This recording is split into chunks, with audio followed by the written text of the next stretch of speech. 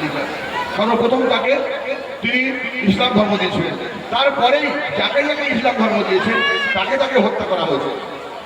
যে ব্যক্তি ইসলাম ধর্ম গ্রহণ করেছে তার উপরে অত্যাচার করা হয়েছে, কুরেশের বংশের লোকেরা অত্যাচার করেছে, সে তাকে সাংঘাতিকভাবে তার জ্বলন্ত তেলের মধ্যে তাকে নিক্ষেপ করা হয়েছে, তার গায়ের চামড়া ছাড়িয়ে তাকে রাস্তায় মরু অঞ্চলের রাস্তাতে টানা হয়েছে।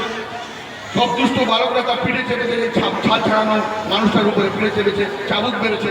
এই অত্যাচার দিনের পর দিন এই অত্যাচার হতে থাকলো।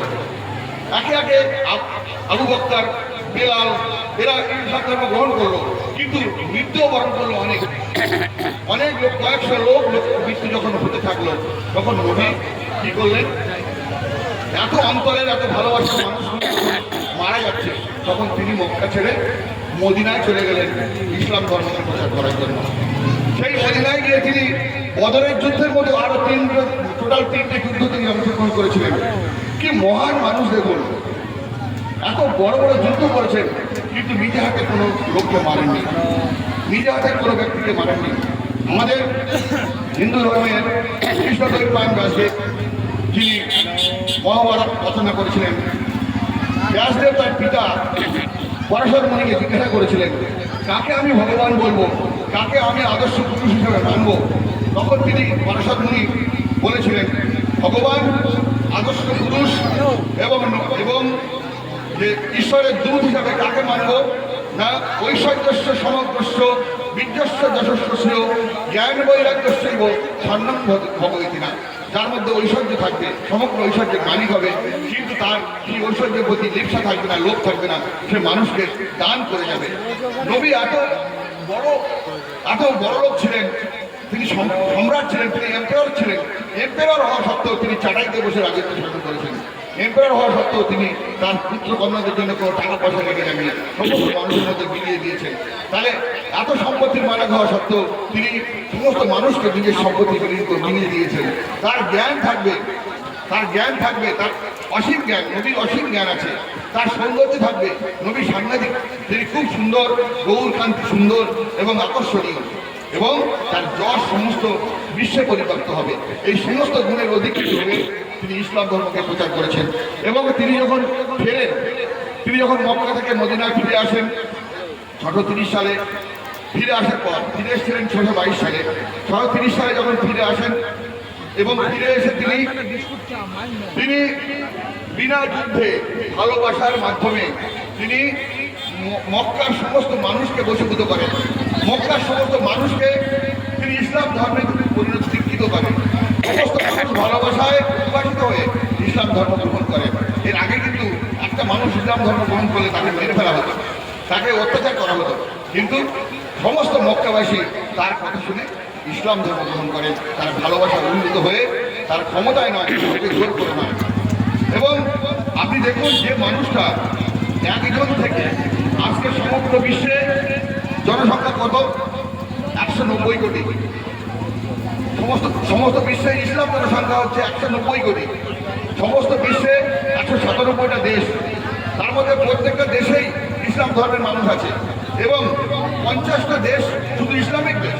তাহলে যে লোকটা এক মানুষ কিন্তু 1,197 কোটি মানুষকে তার নিজের ধর্মের মধ্যে নিয়ে এসছেন, সেই মানুষের কত ক্ষমতা, সেই মানুষের পায়ে প্রণাম করতে পারে।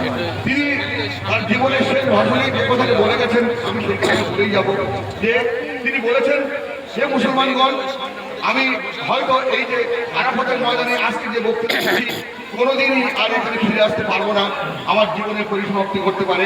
আমি তোমাদের জন্য দুটি উপহার রেখে যাই, দুটি উপহার দিয়ে গেলাম। একটা হচ্ছে যে ঈশ্বর প্রেরিত কোরআন, আর একটা হচ্ছে আমার জীবনের আদর্শ, নবীর জীবনের আদর্শ এবং ঈশ্বর প্রেরিত কোরআন। এই দুটোকে সম্বল করে আপনারা ইসলাম ধর্মাবলম্বী মানুষ আপনাদেরকে এগিয়ে যেতে হবে, কারণ এই দুটোর মধ্যেই সব আছে।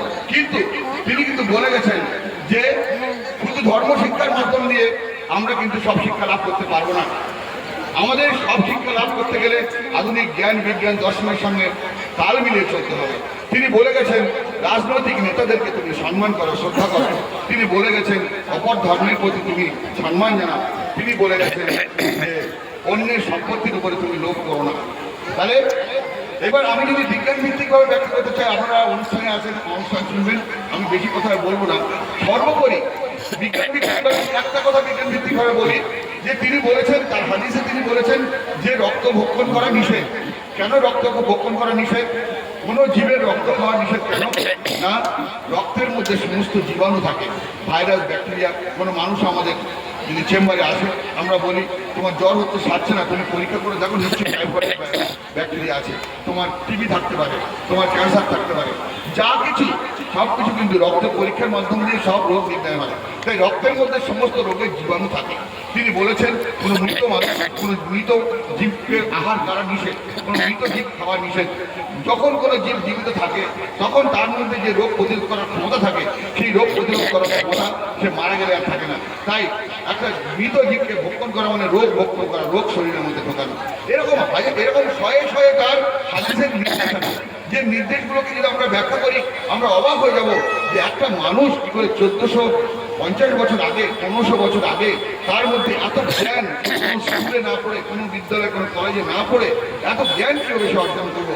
তাই সমগ্র বিশ্ব সেই জন্য যারা জ্ঞানী মানুষ, যারা বুদ্ধিমান মানুষ, যারা গুণী মানুষ, তারা কিন্তু সবাই নবীর যে প্রতিভা, মেধা এবং নবীর যে শক্তি, ক্ষমতা, তার কাছে মাথা নত করে।